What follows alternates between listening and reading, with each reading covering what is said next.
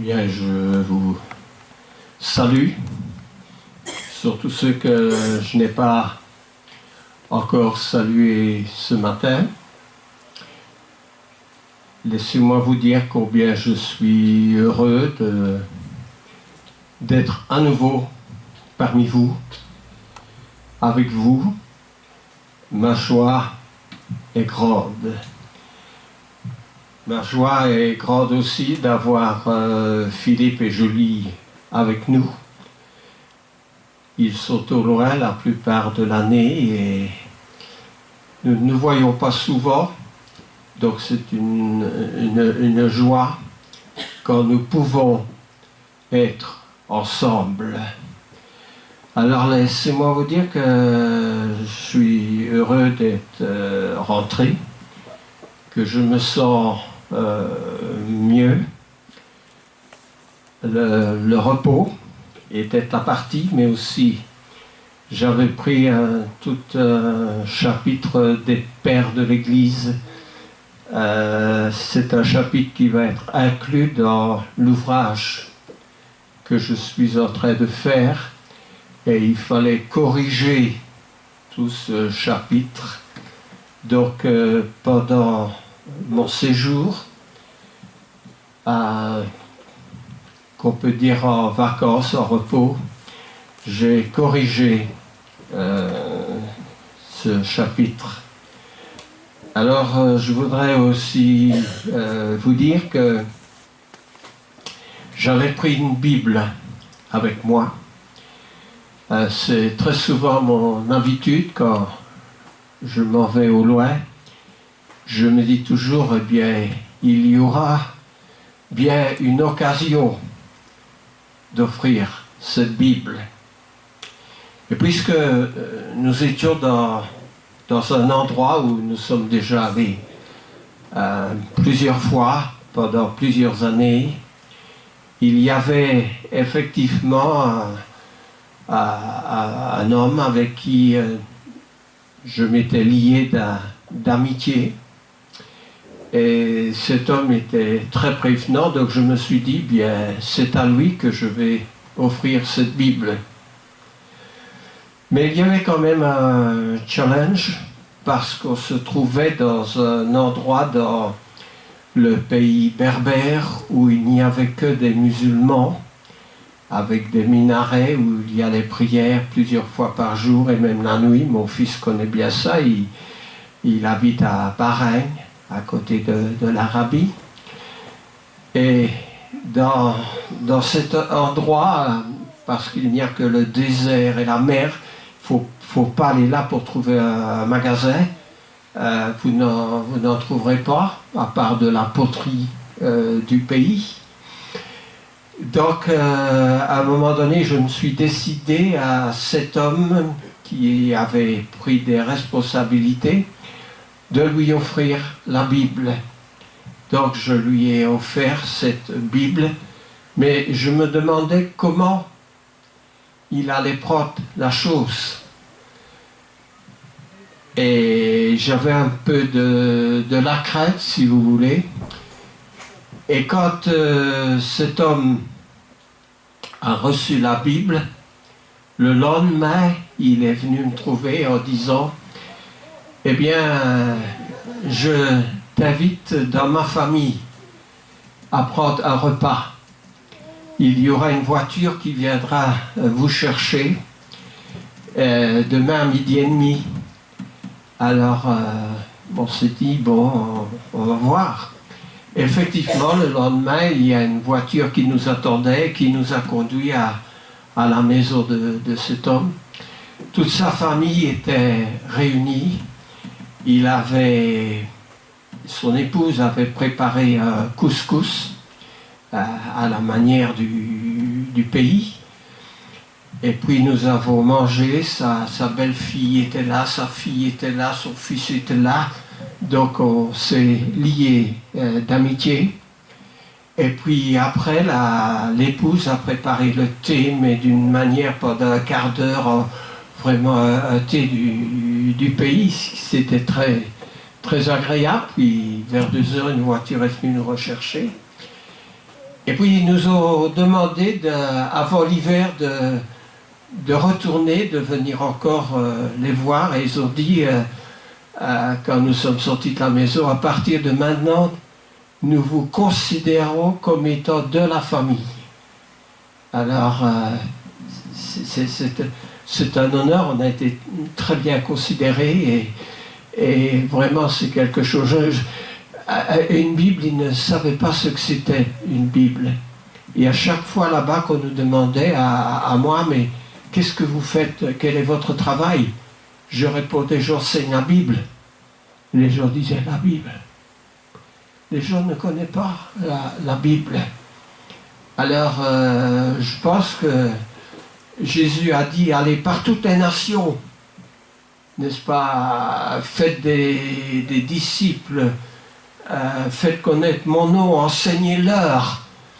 Je ne sais pas dans quelle mesure ils vont comprendre, dans quelle proportion ils peuvent devenir ou pas des disciples, mais notre rôle, notre job est de faire connaître le Seigneur, de faire connaître sa parole, de faire connaître Christ. Et lorsque nous faisons cela, n'essayons pas de tout faire. Laissons à Dieu d'effectuer aussi son travail, parce que c'est le Seigneur qui est maître des esprits. C'est lui qui va travailler. Notre rôle est d'apporter la vérité au monde et de prêcher l'Évangile.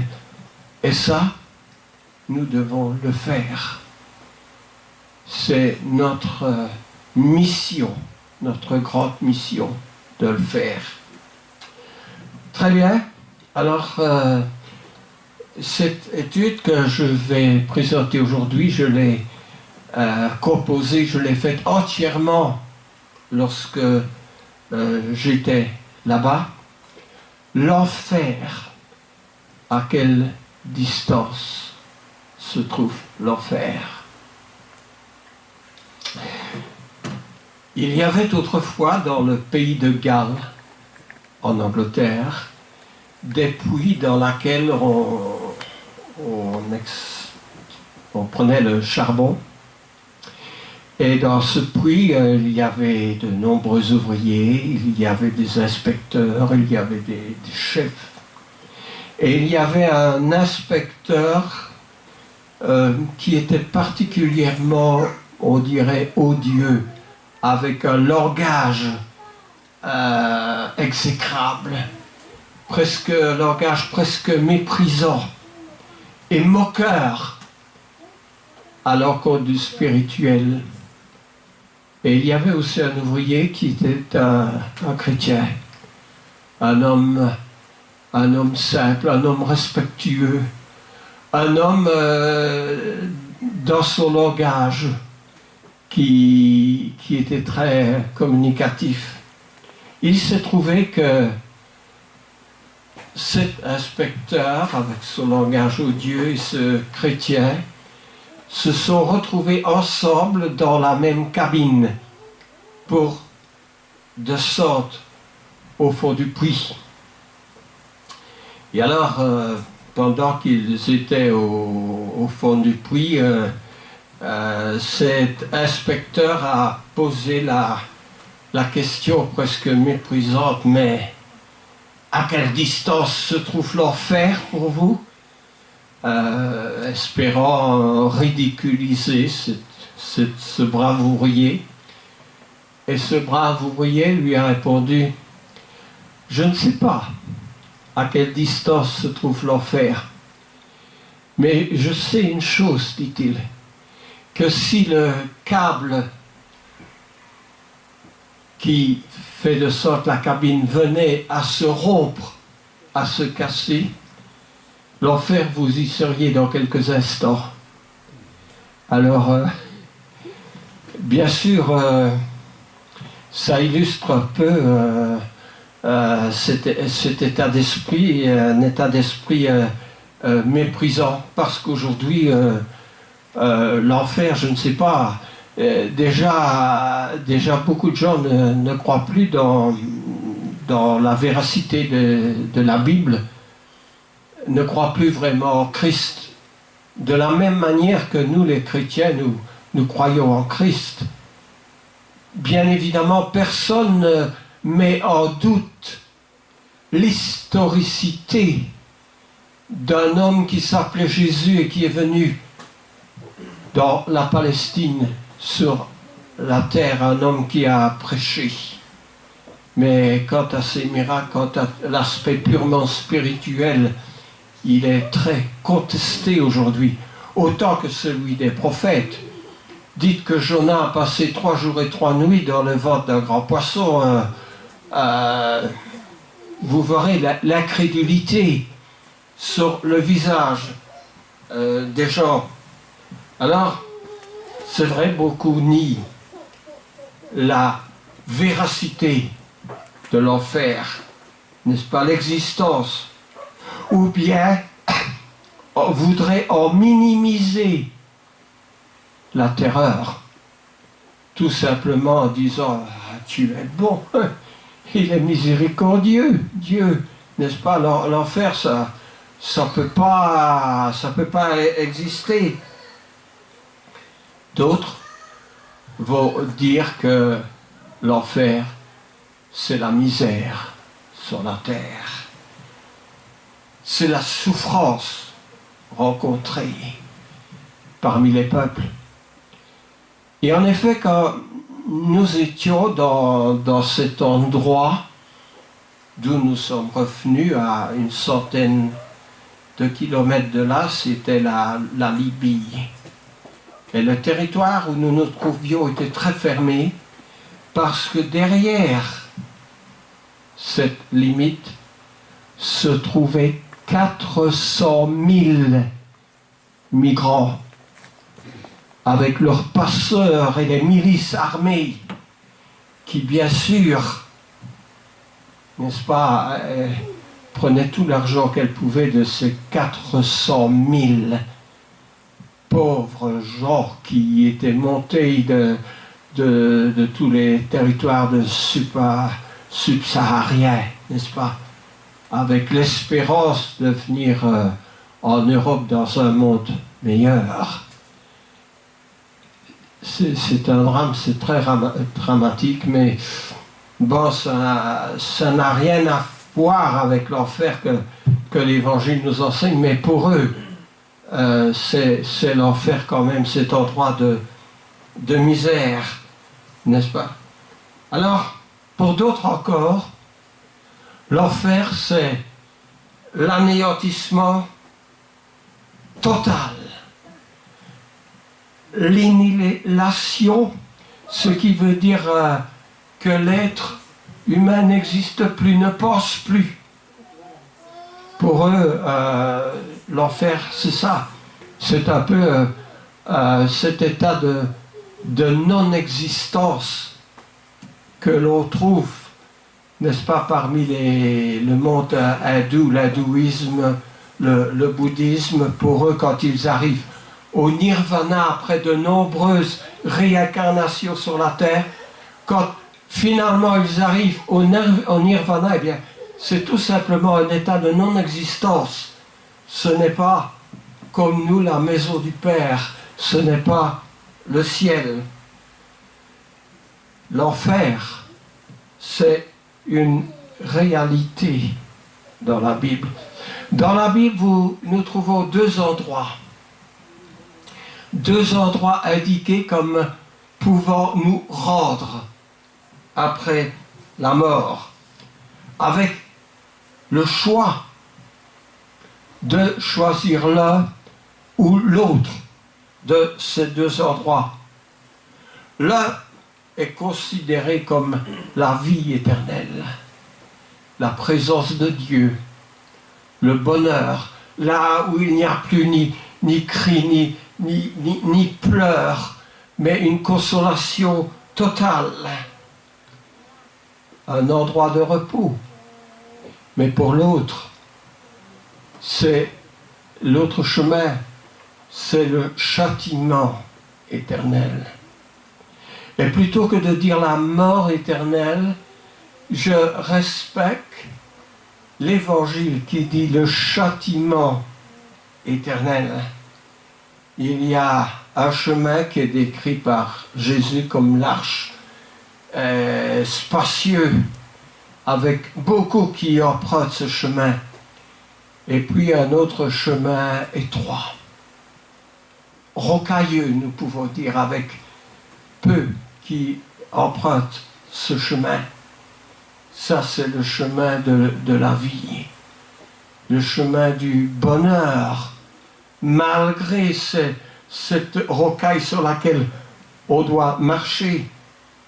Alors, cet endroit est appelé par quelques noms différents, notamment la Géhenne. Le plus souvent dans la Bible, vous trouverez la Géhenne. Alors, qu'est-ce que c'est que la Géhenne? Quand Jésus parle de la Géhenne, Gehinnon, c'était le mot. Eh bien, du côté de Jérusalem ouest, il y a un très grand ravin, nous dirons un fossé, mais très profond. Et quand nous allons dans le livre des rois, en 2 Rois 16, verset 3, nous trouvons que dans cet endroit, je vais d'ailleurs le trouver parce que cet endroit est une réalité qui n'est pas contestée, c'est historique. Alors je dis bien en 2 Rois, au chapitre 16 et au verset 3. Alors je lis ce verset. J'ai 2 Rois, il suffit d'aller dans le 16e chapitre. Quand on veut une page, je colle souvent. Eh bien, je lis et je prends le verset 2 avec. Il faut toujours prendre le contexte. Akaz avait 20 ans. Akaz, c'était le roi d'Israël. Ceci est tout à fait historique. Avait 20 ans lorsqu'il devint roi, il régna 16 ans à Jérusalem. Il ne fit point ce qui est droit aux yeux de l'Éternel son Dieu, comme avait fait David, son père. Quand on dit son père, c'est son grand-père ou son arrière-grand-père. Il marcha, je suis au verset 3, il marcha dans la voie des rois d'Israël. Et même il fit passer son fils par le feu, suivant les abominations des nations que l'Éternel avait chassées devant les enfants d'Israël. Quand le peuple d'Israël, conduit par Moïse, est entré dans la terre promise, Dieu avait commandé à son peuple de passer par le fil de l'épée toutes ces nations qui adoraient Baal et qui avaient des pratiques abominables, détestables. Et évidemment, les rois d'Israël n'ont pas suivi la voie de Dieu. Je rappelle qu'il y avait dans le pays d'Israël les tribus du nord s'appelaient Israël et les 2 tribus du sud dans laquelle se trouvait la ville de Jérusalem s'appelait le territoire de Juda. Et en 722, les territoires d'Israël sont tombés sous la main d'une puissance étrangère. C'était un châtiment de Dieu. Parce qu'en Israël, contrairement à ce que nous pourrions croire, parce qu'ils avaient la parole de Dieu, ils connaissaient Dieu, ils avaient quelques bons conducteurs dans les prophètes, mais ils ne voulaient pas suivre la voie de Dieu. Alors quelquefois nous étonnons, nous aujourd'hui, encore dans le XXe siècle et dans les siècles précédents, de ce que un grand nombre d'hommes sur la terre qui a la parole de Dieu ne suit pas la volonté de Dieu au profit de leur tradition. Parce qu'il y a tout simplement toujours ce choix entre Dieu, son Fils, notre Seigneur, et les démons et Satan. Et apparemment, Satan est très puissant pour détourner même le monde religieux tout entier. Il le tient dans ses mains. Mais Jésus nous appelle à être libres, à choisir, à ne pas être esclaves de Satan. Alors, ces rois d'Israël faisaient des choses qui étaient abominables. Et souvent on en parlait. Donc, cet endroit où ils sacrifiaient les enfants par le feu, plus tard, cet endroit a continué d'exister, mais on ne sacrifiait, du temps de Jésus, on ne sacrifiait plus les enfants, mais on brûlait toutes les immondices de la ville dans cet endroit. Cet endroit qui était considéré impur. Alors dans cet endroit qui était considéré impur, il s'appelait Gehinnom. Autrement dit, nous le rendons dans l'évangile en grec par le mot la Géhenne. Il y avait un feu qui ne s'éteignait pas, puisqu'on brûlait en permanence les immondices.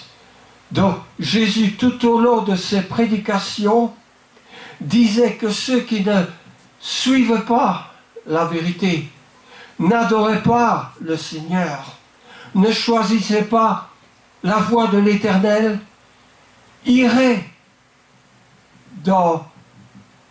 brûler dans ce lieu de la Géhenne, dans un feu qui ne s'éteint point, dit Jésus, parce que le feu de la Géhenne ne s'éteignait jamais. Les immondices continuaient nuit et jour d'être brûlés. Alors, nous pouvons voir comment Jésus illustre cet endroit de malédiction et de jugement. D'abord, on va prendre quelques versets où Jésus dit en Matthieu chapitre 5 et au verset 22. Alors, si je commence ce verset, est-ce que nous allons nous en souvenir dans notre esprit? Il dit « Quiconque se met en colère contre... » Alors, je ne sais pas si j'entends la suite de ce verset. « Quiconque se met en colère contre son frère... » mérite d'être puni par les juges. Répète-le encore bien fort. Quiconque se met en colère contre son frère mérite d'être puni par les juges. Que celui qui dira à son frère Raka mérite d'être puni par le Sanhédrin. Et celui qui lui dira insensé mérite d'être puni par le feu et par la géhenne. Ah, ça nous montre de quelle manière ou avec quelle manière nous devons traiter notre frère. Nous n'avons pas le droit d'être méprisants envers notre frère, ni envers notre sœur. Vous savez, à l'armée, la première chose qu'on nous apprenait, on nous disait, si vous n'êtes pas d'accord avec le sous-officier qui vous commande quelque chose, ne refusez pas de lui obéir. Allez trouver l'officier supérieur, mais en attendant, faites ce qu'il vous demande. Ça voulait dire, soyez obéissants, soyez respectueux. On n'est pas toujours d'accord avec notre frère ou avec notre sœur. Nous avons le choix de ne pas être sur la même longueur d'onde. Mais ne soyons pas méprisants, ni envers notre sœur, ni envers notre frère, parce qu'il dit que celui-là mérite d'être puni. Donc c'est bien Matthieu 5, au verset 22. Quiconque se met en colère contre son frère sera passible du jugement. Et celui qui lui dira insensé sera passible de la géhenne. Et il ajoute du feu. Du feu éternel. Et puis Jésus dit, ne craignez pas ceux qui tuent le corps et qui ne peuvent tuer l'âme. C'est en Matthieu au chapitre 10 et au verset 28. Alors nous voulons le lire, puisque nous sommes dans le contexte de cette étude. Matthieu 10 au verset 28. Je le lis. Alors il dit ceci. Ne craignez pas ceux qui tuent le corps et qui ne peuvent tuer l'âme. Craignez plutôt celui qui peut faire périr l'âme et le corps dans la géhenne, dans ce feu éternel. Et puis, lorsque nous allons dans la parabole, il y a quelques paraboles, surtout qui se trouvent dans le 13e chapitre de Matthieu, entre les versets 37 et 43, eh bien, je lis. Alors Jésus laissa les foules et entra dans la maison. Ses disciples s'approchèrent de lui et dirent, « Explique-nous la parabole de l'ivraie du champ. » Et Jésus leur répondit, « Celui qui sème la bonne semence, c'est le Fils de l'homme. » Donc Jésus. Le champ, c'est le monde. La bonne semence, ce sont les fils du royaume. Mais l'ivraie, ce sont les fils du malin. L'ennemi qu'il a semé, Jésus précise, c'est le diable. La moisson, c'est la fin du monde. Les moissonneurs, ce sont les anges. Or, comme on arrache l'ivraie pour la jeter au feu, il en sera de même à la fin du monde. Le Fils de l'homme enverra ses anges, qui arracheront de son royaume tous les scandales et ceux qui commettent l'iniquité. Ils les jetteront dans la fournaise de feu, où il y aura des pleurs et des grincements de dents. Alors les justes resplendiront comme le soleil dans le royaume de leur Père. Que celui qui a des oreilles pour entendre, entende. L'Église avait bien commencé sur la terre. Mais les hommes n'ont pas suivi la parole de Dieu. Ils ont voulu un chef comme le royaume d'Israël désirait un roi, ce qui n'était pas la volonté de Dieu. Mais les hommes voulaient un chef, alors que Dieu avait déjà donné un chef. Qui est le chef de son Église? Christ. Mais les hommes voulaient un chef sur la terre. Et évidemment, ce chef, comme les rois d'Israël que nous venons de lire, souvent sont des gens ambitieux, orgueilleux, voulant satisfaire ceux qui les entourent Et c'est ainsi que, par exemple, dans l'Église, il y a des chefs que l'on a surmontés, des papes. Les premiers étaient des hommes encore avec une certaine piété, mais plus on a avancé, plus ça a été pire. Pendant tout le Moyen-Âge, il y avait un reportage sur le pape, la famille des Borgia. Je ne vais pas entrer du tout dans ce détail, mais je connais bien l'histoire. Et cette histoire, c'est une histoire qui n'est pas belle, et encore moins belle à raconter.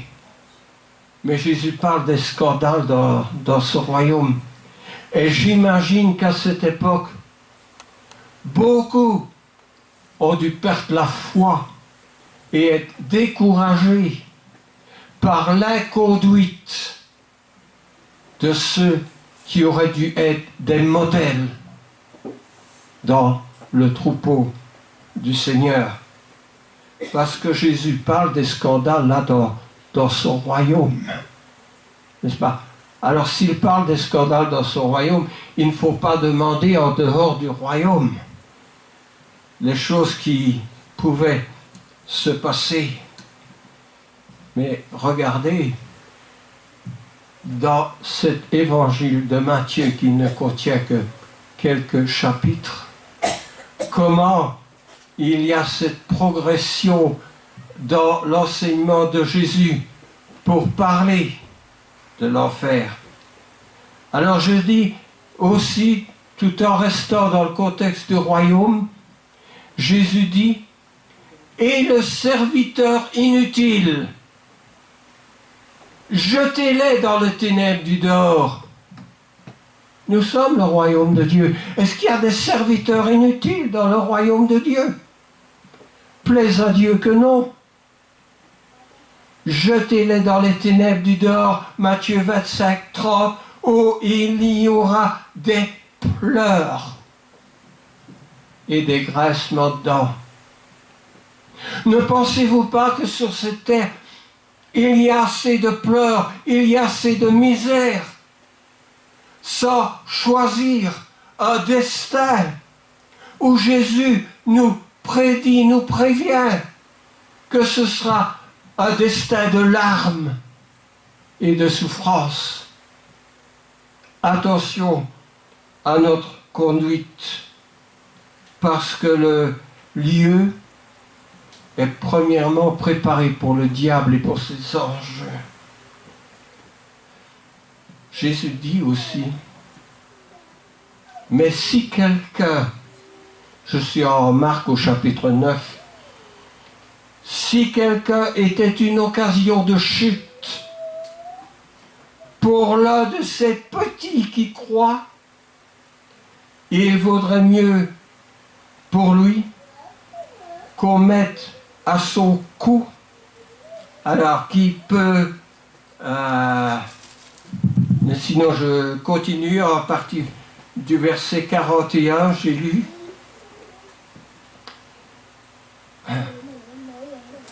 et dans le verset 42, si quelqu'un scandalisait l'un de ces petits qui croient, il vaudrait mieux pour lui qu'on lui mette au cou une grosse meule de moulin et qu'on le jetât dans la mer. Si ta main pour toi est une occasion de chute, mieux vaut pour toi la couper et entrer manchot dans le ciel. Et quand j'arrive à la fin de ce verset, à la fin de cette lecture, au verset 47, si ton œil est pour toi une occasion de chute, arrache-le, mieux vaut pour toi entrer dans le royaume de Dieu, n'ayant qu'un œil plutôt que d'en avoir deux, et d'être jeté où? Dans la géhenne, Jésus dit, où le ver ne meurt point et où le feu ne s'éteint point, car tout homme sera salé de feu. Ce qui est surprenant, c'est que Jésus parle de l'enfer comme un châtiment éternel. Alors on m'a dit, oh, c'est pour les criminels les plus vils. l'enfer. Mais ce monde ne mérite pas l'enfer. Donc il y a le purgatoire. En 1400, on a créé le purgatoire, n'est-ce pas? Pour ceux qui veulent bien aller passer un petit temps de pénitence pour expier leurs péchés. Mais Jésus ne dit pas cela. Jésus parle d'un endroit où il y a un châtiment éternel, où il y a des pleurs et des graissements de dents. Alors, nous sommes en quelque sorte prévenus concernant le sort terrible qui leur est réservé. Notre heure est bientôt passée, mais pour qui l'enfer? Peut-être vous vous demandez, pour qui l'enfer? Eh bien, la parole de Dieu nous répond.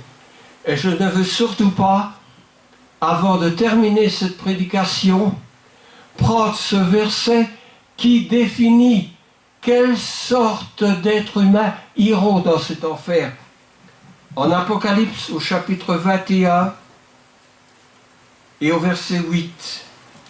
Alors, trouvons ce passage en Apocalypse 21, verset 8.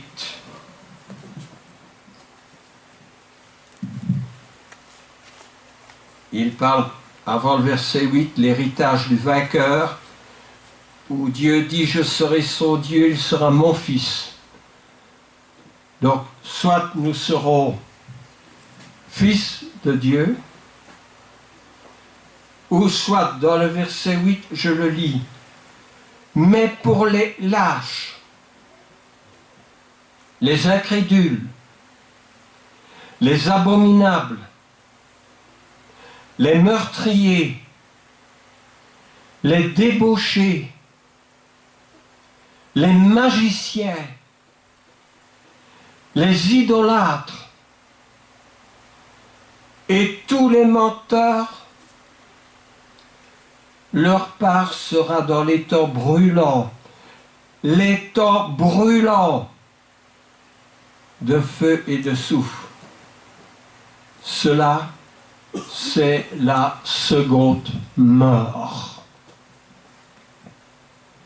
Nous sommes morts une fois avec Christ dans les eaux du baptême. Il y a la promesse que ceux qui sont morts dans les eaux du baptême et qui suivent le Seigneur ne mourront plus, mais connaîtront le bonheur éternel. Mais il y a aussi dans l'enseignement de la Bible ce qui est appelé la seconde mort. Il y a un dernier verset en 1 Pierre au chapitre 4 au verset 17 qui dit ceci: car le moment où le jugement va commencer par la maison de Dieu. Or, si c'est par nous qu'il commence, quelle sera la fin de ceux qui n'obéissent pas à l'évangile de Dieu? Évidemment, ma question en terminant ce sermon ne peut être que celle-ci. Est-ce que nous avons obéi? Est-ce que vous avez obéi à l'évangile de Dieu? Avez-vous été baptisé pour le pardon des péchés? Je parlais avec quelqu'un du baptême et il dit toute ma famille, nous avons été baptisés en recevant de l'eau sur la tête. Mais pourquoi? Le mot baptisé veut dire plonger, immerger, baptizo en grec. Pourquoi le baptême? Tout simplement, Christ a voulu une chose. Christ est mort pour nos péchés. il a été enseveli pendant 3 jours dans le tombeau. Et puis il est ressuscité des morts. Vous savez, le baptême est une conformité, un symbole à la mort de Jésus. Jésus dit qu'il veut qu'on meure avec lui dans les eaux du baptême pour ressusciter avec lui à une vie nouvelle. Et quand Jésus dit que quand nous sommes baptisés, nous recevons le Saint-Esprit, c'est une grande signification. Parce que la Bible enseigne que c'est l'Esprit de Dieu qui a ressuscité Jésus d'entre les morts. Et dans notre baptême, Jésus nous donne ce même esprit qu'il a ressuscité en disant, ce même esprit, il vous ressuscitera aussi quand vous êtes mort. Alors il est important de recevoir le don du Saint-Esprit, d'avoir été enseveli avec Jésus conformément à sa mort et à sa résurrection. C'est ça la signification du baptême. Ce n'est pas dans une fête à recevoir quelques gouttes d'eau sur la tête. Hier, je parlais aussi avec quelqu'un qui allait... Ah, c'est une cérémonie qui est prévue dans 1 mois pour tous les mêmes personnes ensemble. Ça va être une grande fête avec des responsables. Mais quand un seul se repent de ses péchés, est baptisé dans le nom de Jésus-Christ pour le pardon de ses péchés, à partir de ce moment-là, on devient membre de la famille de Dieu. Vous savez, c'est un honneur quand on vous dit « je vous considère comme un membre de ma famille ». Moi, je l'ai entendu pendant mes congés par ce chef qui nous recevait dans la maison et qui disait « mais si vous venez encore, ma maison est votre maison ». C'est une sorte d'hospitalité, de bienvenue, de confiance. Eh bien, Jésus dit « je frappe à la porte, si quelqu'un ouvre, j'entrerai chez lui. Je souperai avec lui. Et lui avec moi. » Que représente Jésus pour vous? Le Jésus historique dont personne ne nie son existence d'être venu sur la terre. Ou Jésus est-il un membre de votre famille, votre sauveur? Vous allez devenir le frère en Christ, membre de la famille de Dieu. Eh bien, moi, je vous invite aujourd'hui à prendre cette décision à devenir un membre de la famille de Dieu. Et que le Seigneur vous bénisse tous. Amen. Amen.